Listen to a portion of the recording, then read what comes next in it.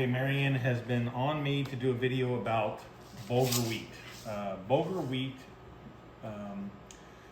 we use it as a rice substitute. So I'm making beans and rice or beans and bulgur wheat.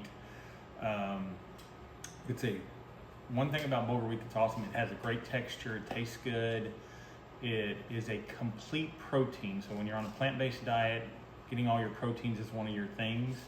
The reason it's a complete protein is because it has all the amino acids and everything to process into protein inside you, where other proteins that are plant-based don't always have that, and you need some kind of supplement to augment that. But bulgur wheat is a complete protein, and it's really easy to make. I use the oatmeal technique just like I do on other things, and I'll show that in a second. The way I make it for just beans and rice is that I put a cup in the bowl and then I throw it in. So here's all I do to make bulgur wheat. Instead of sitting over the stove, simmering it for 20 or 30 minutes, whatever, I put in, it's a 1-to-2 ratio with water. So I just put in half a cup.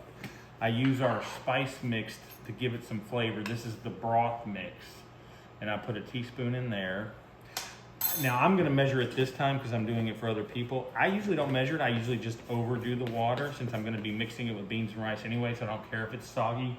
If you want to do it right, it's supposed to be, so half a cup of bulgur wheat means 1 cup of water. So I'm gonna pour that in. I'm gonna actually just splash in a little extra because I wanna make sure there's plenty of water in there because I'm mixing with beans and rice. And then all I do is seal up the bowl that you've seen used before and then give it a shake. And then while my beans and rice are over there cooking on the stove, 15, 20 minutes later, this will be ready and I can just scoop some into a bowl and put my beans and rice on top of it. And that's a quick and easy meal. And it tastes really good and gives nice texture. So that's bulgur wheat. Great rice substitute, much healthier, low glycemic index, complete protein. That's it. All right, here is the finished product. I'll show you. And this is how it looks when it's all cooked up. It's been sitting there for a while. It's a little stew. And I'm gonna stir it. Ooh.